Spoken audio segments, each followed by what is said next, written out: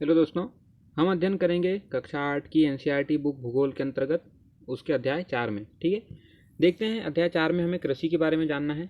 तो एग्रीकल्चर जो शब्द है जिसको हिंदी में कृषि कहा जाता है, एग्रीकल्चर लैटिन शब्दों से मिलकर बना होता है। ठीक है, जो कि एगर या एग्री से निकला है और इसका अर्थ होता है मृदा। ठीक है, और कल्चर का अर्थ होता है कृषि।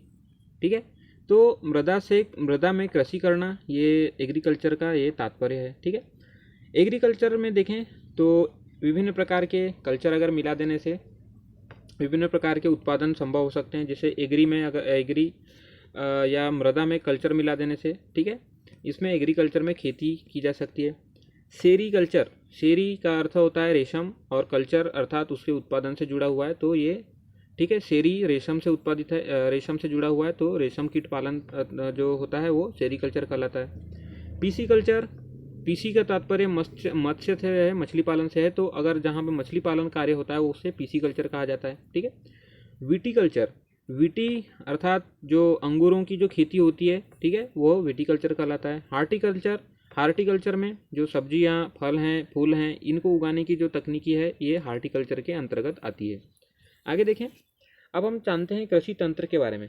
ठीक है, क्योंकि बहुत सारे जो चीज़ें हैं कृषि में उपयोगी होती है, जिसमें सबसे पहले तो बीजों में निवेश करना होता है। बीजें अपने लिए उसके लिए खरीद फरोख्त करनी पड़ती है बीजों की। ठीक है, फिर उर्वरक खरीदनी पड़ती है, मशीनरी और श्रमिक, ये और उसके बाद होता है जुताई करना, फिर बुआई करना, फिर सिंचाई, निराई, कटाई, ये सारी जो प्रक्रियाएं हैं ये कृषि तंत्र के अंतर्गत आती है। ठीक है, कृषि के प्रकार देखते हैं तो निर्वाह कृषि, ठीक है, जिसमें ये ऐसी कृषि होती है जिसमें केवल और केवल अपने परिवार के लिए, निर्वाह के लिए कृषि की जाती है। ठीक है, जिसके अंतर्गत गहन कृषि, निर्वाह कृषि है, जिसमें एक छोटे से भूखंड पे अगर देखें तो पारंपरिक रूप से कृषि की जाती है, जिसमें अधिक श्रम से खेती होती है। ठीक है, और इसमें ऐसा होता है कि एक वर्ष में एक से अधिक फसल उगाई जा सकती है और प्रमुख रूप से जो है फसल चावल होता है। ठीक है, गहन निर्वाह कृषि अगर देखें तो जो गहन निर्वाह कृषि है, ठीक है, इसमें चावल मुख्य फसल होता है और इसके अंतर्गत जो दक्षिणी एशिया है, ठीक है, ये दक्षिणी एशिया के अंतर्गत आता है, दक्षिण पूर्वी एशिया है इसके अंतर्गत। और एशिया में काफ़ी ज़्यादा मात्रा में मानसूनी जो वर्षा जहाँ जहाँ होती है वहाँ पे गहन कृषि की जाती है। ठीक है, आदम निर्वाह कृषि देखते हैं तो यह एक स्थानांतरित कृषि होती है। सॉरी, ये जो आदम निर्वाह कृषि में, ठीक है, स्थानांतरित कृषि और चलवासी पशुचारण कृषि इसके अंतर्गत आते हैं। स्थानांतरित कृषि क्या होता है, जैसे यह एक काफ़ी बड़ा क्षेत्र है, वन वाला क्षेत्र है, यहाँ पे अगर कोई इस क्षेत्र में वन है तो इसको काट कर यहाँ पे कृषि करना। ठीक है, और 3-4 वर्ष यहाँ पे कृषि करने के बाद इस क्षेत्र को छोड़कर दूसरे क्षेत्र में वनों को काट के पुनः यहाँ भी कृषि करना और इस क्षेत्र को वैसे ही छोड़ देना, तो ये जो है स्थानांतरित कृषि कहलाती है। तो इस कृषि को विभिन्न क्षेत्रों में विभिन्न अलग अलग नामों से पुकारते भी हैं। ठीक है, तो जो उष्णकटिबंधीय जो अमेजन के बेसिन है या जो जहाँ भी सघन क्षेत्र होते हैं, जैसे अफ्रीका वाला जो क्षेत्र हो गया, ठीक है, दक्षिण पूर्व एशिया वाला जो क्षेत्र हो गया और उत्तर पूर्वी भारत के विभिन्न भागों में भी यहाँ पे भी मतलब आप देख सकते हैं, ये जो उत्तर पूर्वी वाला जो भाग भारत है ये वाला, यहाँ पे भी काफ़ी मात्रा में यह स्थानांतरित कृषि प्रचलित है। ठीक है, भारी वर्षा और तीव्र पुनर्जनन वाले जो क्षेत्र हैं, जिससे यहाँ पे मक्का, रतालू, आलू, कसावा आदि जैसे फसलें उगाई जाती है। और अगर विभिन्न क्षेत्रों में इनका नाम देखें कि किस क्षेत्र में किस नाम से इसे पुकारा जाता है, तो उत्तर पूर्वी भारत वाले जो क्षेत्र में इसे झुमिंग कहा जाता है। ठीक है, या जिसे स्थानांतरित कृषि को झुमिंग कृषि कहा जाता है। मिल्पा, मैक्सिको वाले क्षेत्र में इस कृषि को मिल्पा कृषि कहा जाता है। ब्राज़ील में इसे रोका कृषि कहा जाता है। ठीक है, और मलेशिया में इसे लदांग कृषि कहा जाता है। तो ये विभिन्न नाम हुए स्थानांतरित कृषि के।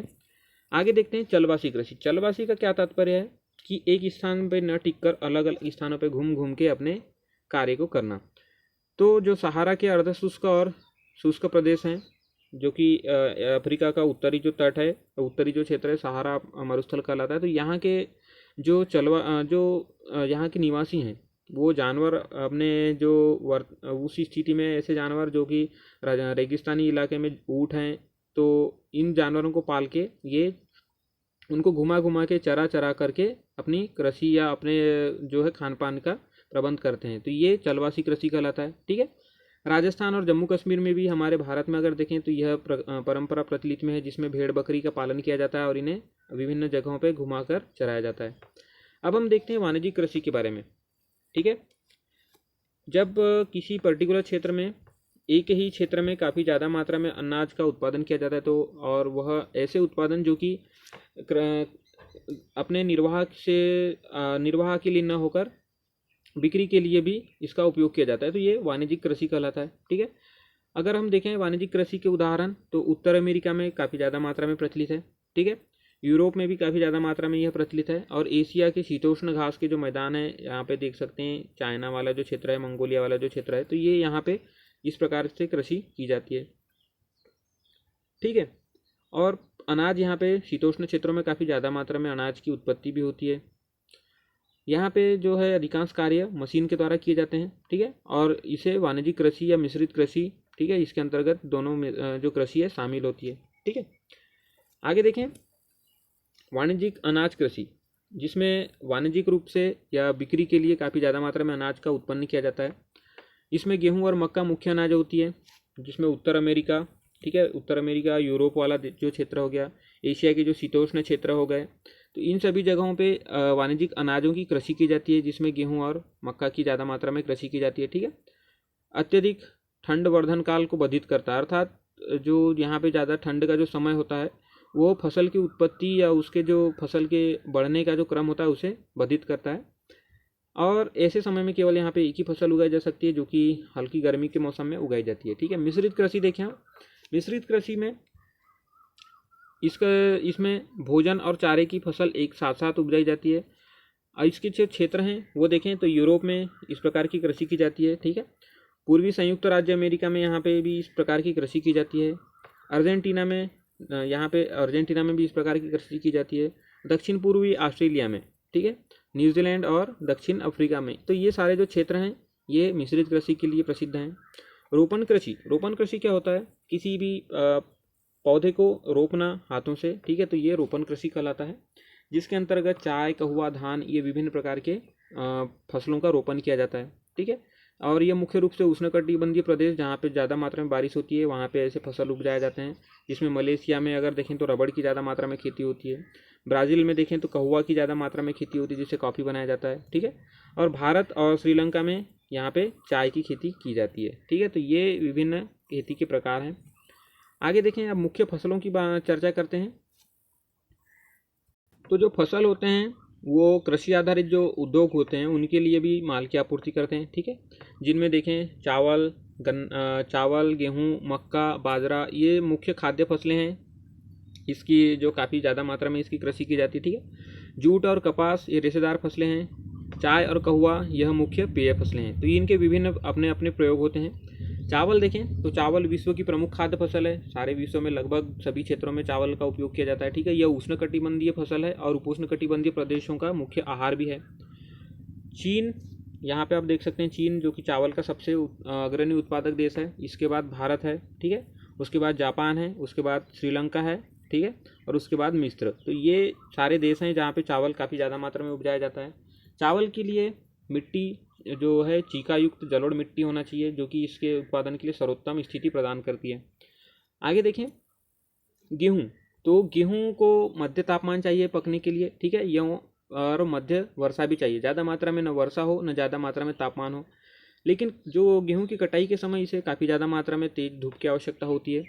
इसके लिए जो दोमट मिट्टी होती है वो काफ़ी सर्वोत्तम होती है। ठीक है, यहाँ पे अच्छे प्रकार की गेहूँ उत्पन्न की जा सकती है।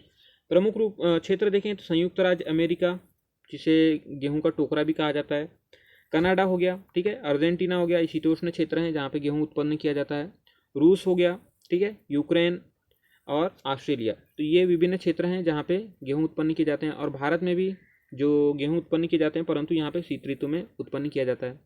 मिलेट या मोटा अनाज भी कहा जाता है जिसे, ये बलुई मृदा में उपजाई जाती है। ठीक है, इसे कम मात्रा में वर्षा और मध्यम या उच्च तापमान की आवश्यकता होती है और पर्याप्त सूर्य के प्रकाश की आवश्यकता होती है। तो यह एक ऐसा फसल है जो सूखा को भी सहल है। ठीक है, ज्वार, बाजरा, रागी आदि ये भारत में उपजाए जाने वाले मिलेट के अंतर्गत या मोटे अनाज के अंतर्गत आते हैं। और इनका जो क्षेत्र देखें तो यहाँ पे हम देख सकते हैं जो अल्जीरिया वाला नाइजीरिया वाला जो क्षेत्र है, ठीक है, यहाँ पे यूरोप में नाइजीरिया है, चीन है, ठीक है, और नाइजर नाइजर आप यहाँ पे देख सकते हैं, ठीक है, नाइजर। तो ये सारे जो क्षेत्र हैं ये मिलेट के काफ़ी अग्रणी उत्पादक देश हैं। आगे देखिए मक्का। मक्का जो है यह भी मध्यम तापमान और वर्षा मध्यम चाहिए इसे भी, और अधिक धूप की आवश्यकता होती है। यह सुअपोहित जो है, जो कि उपजाऊ मृदा की आवश्यकता होती है, अर्थात ऐसी मृदा जहाँ पे पानी ठहरे ना, ठीक है। तो इस प्रकार से ये मक्का यहाँ पे उपजती है। उत्तर अमेरिका, ब्राज़ील, चीन, रूस, कनाडा, भारत और मेक्सिको, ये प्रमुख उत्पादक देश हैं मक्का के। अब देखते हैं नेक्स्ट फसल कपास। कपास यह रेशेदार फसल होती है जिसे उच्च तापमान, हल्की वर्षा और 200 से 210 दिन की जो है पाला रहित तेज चमकीली धूप की आवश्यकता होती है, ठीक है। इस समय भी इन पे अगर बादल छाए न रहें तो काफ़ी अच्छा इन पे प्रभाव पड़ता है। काली और जलोढ़ मिट्टी की आवश्यकता होती है भारत में। अगर महाराष्ट्र वाले क्षेत्र में देखें, ठीक है, तो इसे काली या रेगुर मिट्टी भी कहा जाता है। तो यहाँ पे काली मिट्टी में ही, और ये गुजरात वाले क्षेत्र में काफ़ी ज़्यादा मात्रा में कपास का उत्पादन होता है, ठीक है। कपास अगर पूरे विश्व में देखें तो चीन के बाद संयुक्त राज्य अमेरिका, ठीक है, उसके बाद भारत, पाकिस्तान और ब्राज़ील और मिस्र, ये प्रमुख उत्पादक देश हैं कपास के। अब देखते हैं पटसन। पटसन को सुनहरा रेशा भी कहा जाता है, जो इसके उपजने के लिए प्रमुख है कि जलोढ़ मृदा हो, ठीक है, जो कि नदियों के द्वारा लाया जाता है। उच्च तापमान, भारी वर्षा और आर्द्र जलवायु इसके लिए काफ़ी आवश्यक तत्व है। भारत और बांग्लादेश इसके अग्रणी उत्पादक देश हैं। जो बांग्लादेश में है काफ़ी मात्रा में पटसन का उत्पादन किया जाता है। काफ़ी यह गर्म और आर्द्र जलवायु की फसल है, ठीक है, जहाँ पे बारिश भी हो और गर्मी भी काफ़ी ज़्यादा मात्रा में पड़े। जो भारत के जो पश्चिमी घाट है वहाँ पे इस प्रकार की मौसमी स्थिति संभव होती है, यहाँ पे काफ़ी ज़्यादा मात्रा में होता है, ठीक है। अगर काफ़ी देखें तो ब्राज़ील सबसे ज़्यादा पहले नंबर पे है, अग्रणी उत्पादक देश है। इसके बाद जो है कोलंबिया और भारत। तो ये प्रमुख उत्पादक देश हैं कॉफ़ी के। आगे देखें चाय भी एक पेय फसल है जिसे ठंडी जलवायु और वर्ष भर उच्च वर्षा चाहिए, ठीक है। काफ़ी ज़्यादा मात्रा में पानी की आवश्यकता होती है और ठंडी जलवायु की आवश्यकता होती है। और अगर इसे मृदा देखें तो एक सुअपवाहित मृदा होना चाहिए जहाँ से पानी की निकासी हो सके, और दोमट प्रकार की मंद ढाल वाली मृदा की आवश्यकता होती है, ठीक है। कृषि का विकास देखते हैं। तो कृषि जो है बढ़ती जनसंख्या और बढ़ती मांग को पूरा करने के लिए धीरे धीरे कृषि के क्षेत्र में इसके उत्पादन बढ़ाने की आवश्यकता हमें हुई, ठीक है। ज़्यादा से ज़्यादा जो जनसंख्या विकासशील देश में है, ठीक है, तो यहाँ पे और मेन जो समस्या है यहाँ की वह है छोटी जोत। तो इसीलिए जो जीविकोपार्जन के लिए यहाँ पे कृषि होती है ऐसे विकासशील देशों में। और जो बड़े बड़े विकसित देश हैं जैसे उत्तरी अमेरिका ले लीजिए, ठीक है, जिसके अंतर्गत USA, United state of America, तो यहाँ पे वाणिज्यिक कृषि होती है, ठीक है, जिसमें कनाडा और ऑस्ट्रेलिया भी इसी के अंतर्गत आते हैं, जो कि ज़्यादा से ज़्यादा मात्रा में अन्न उपजाते हैं। तो ठीक है दोस्तों, अगर आपको जानकारी पसंद आती है तो इसे शेयर कीजिए। धन्यवाद।